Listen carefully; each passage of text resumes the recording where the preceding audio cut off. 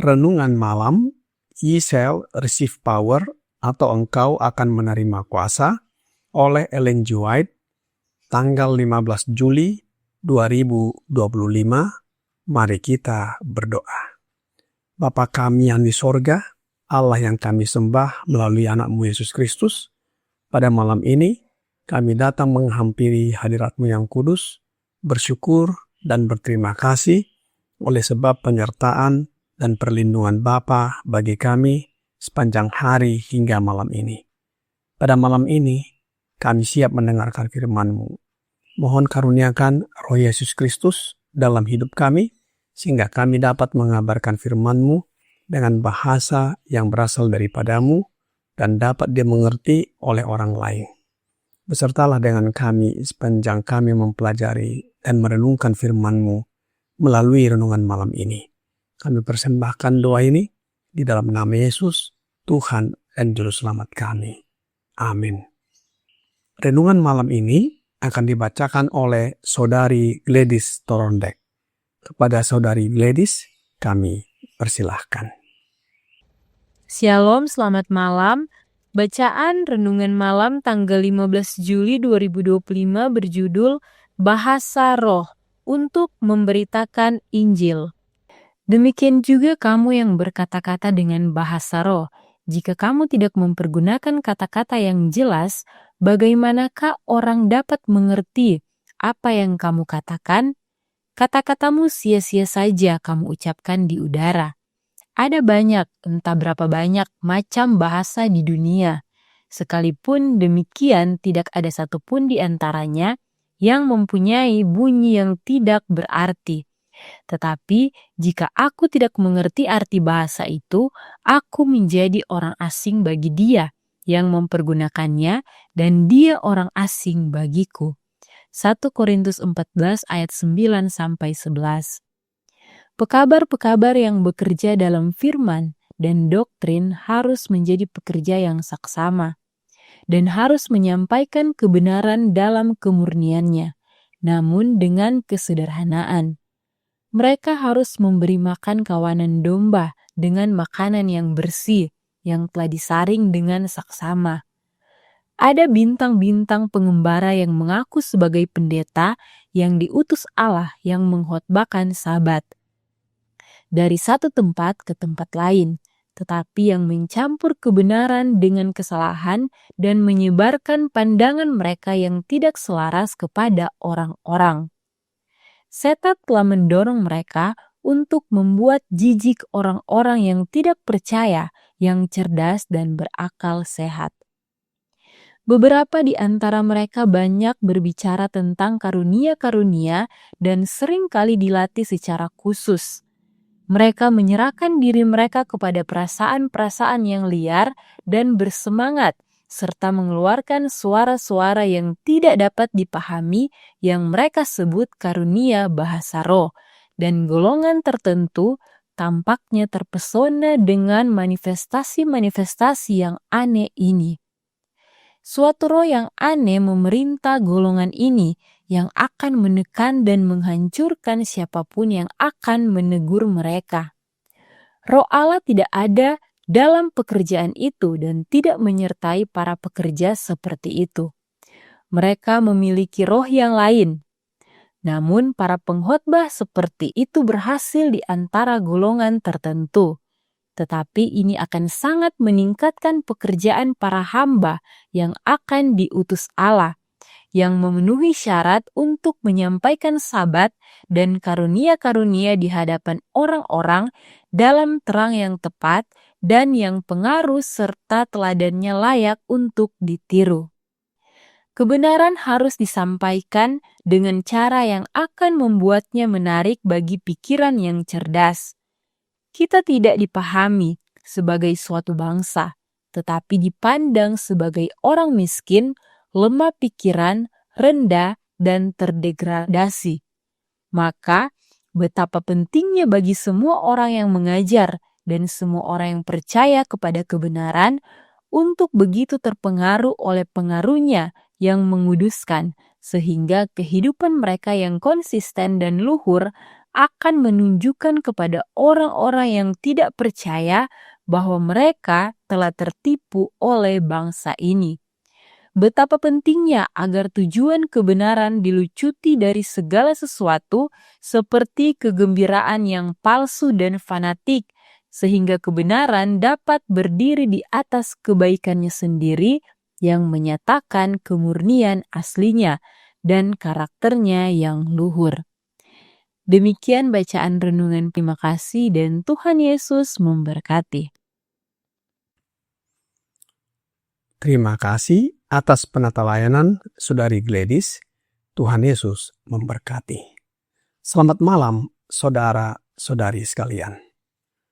Renungan malam ini diambil dari buku Testimonies for the Church volume 1 halaman 414 sampai 415.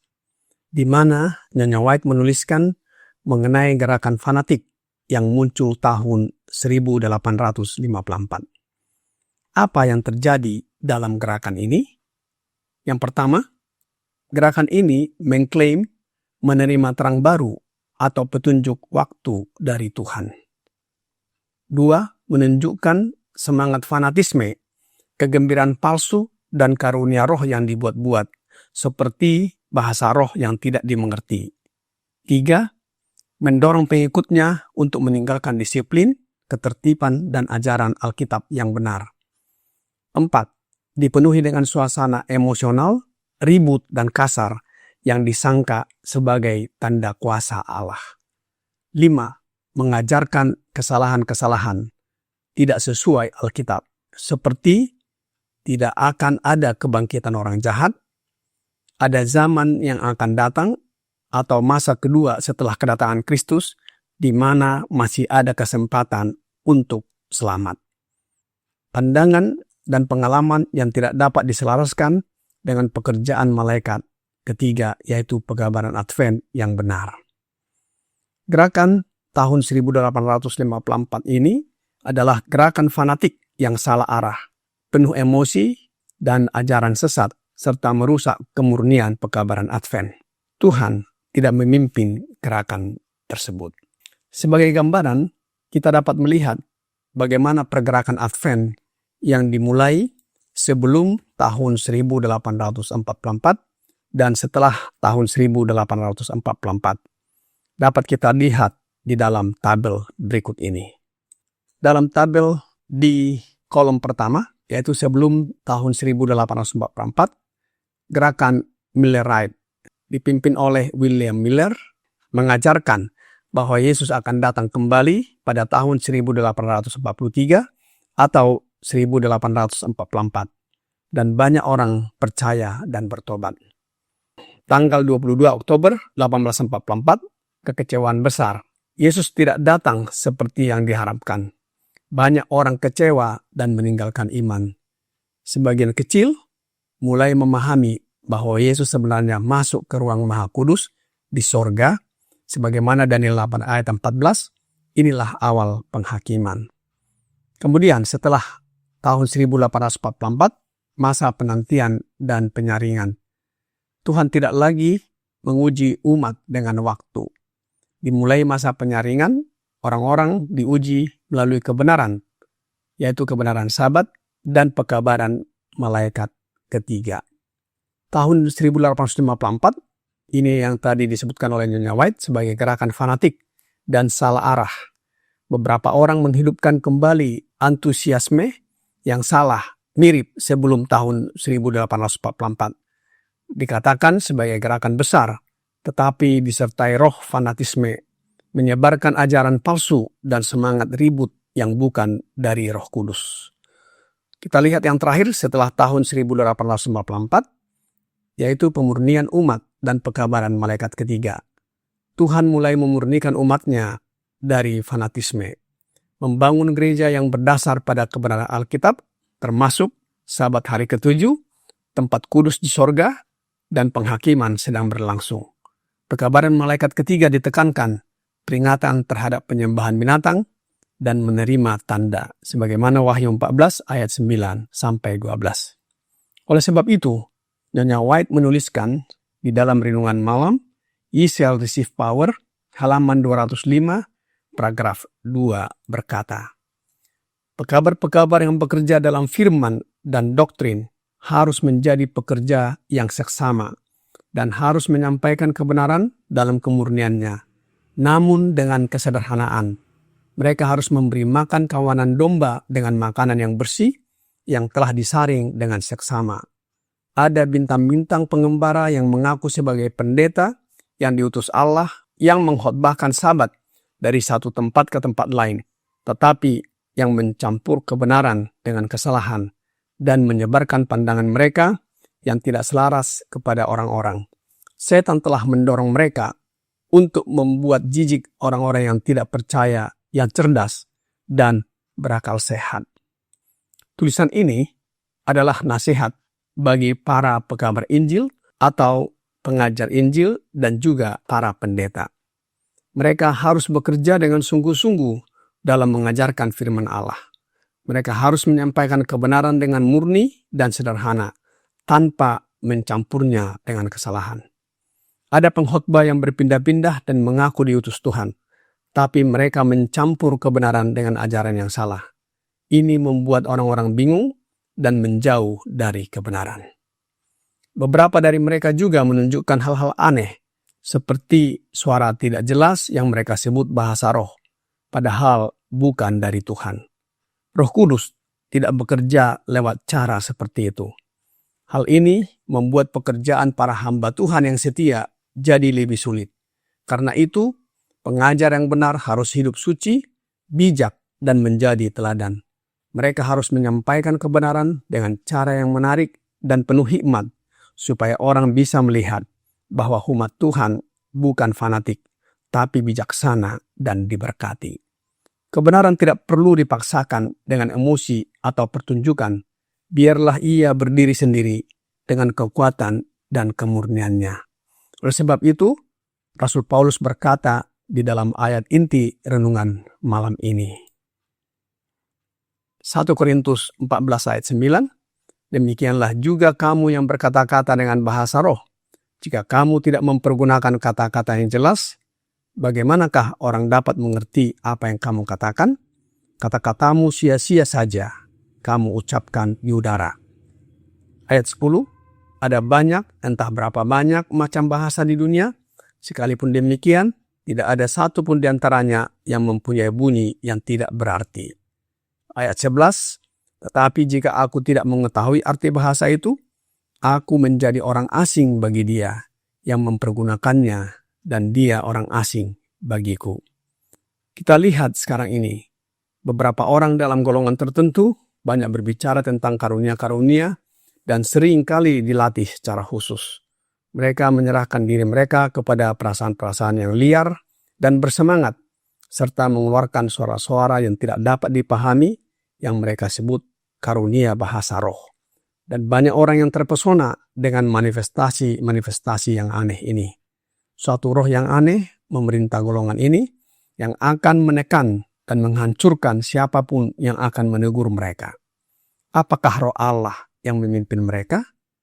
Renungan malam ini dalam Ye shall receive power, halaman 205 paragraf 3 berkata, Roh Allah tidak ada dalam pekerjaan itu dan tidak menyertai para pekerja seperti itu. Mereka memiliki roh yang lain. Namun, para pengkhotbah seperti itu berhasil di antara golongan tertentu. Tetapi ini akan sangat meningkatkan pekerjaan para hamba yang akan diutus Allah, yang memenuhi syarat untuk menyampaikan sabat dan karunia-karunia di hadapan orang-orang dalam terang yang tepat dan yang pengaruh serta teladannya layak untuk ditiru. Karenanya, dalam hal pemberitaan Injil, bahasa roh membantu dalam berkomunikasi dengan orang-orang yang berbicara dalam bahasa yang berbeda, sehingga pesan Injil dapat disampaikan kepada lebih banyak orang.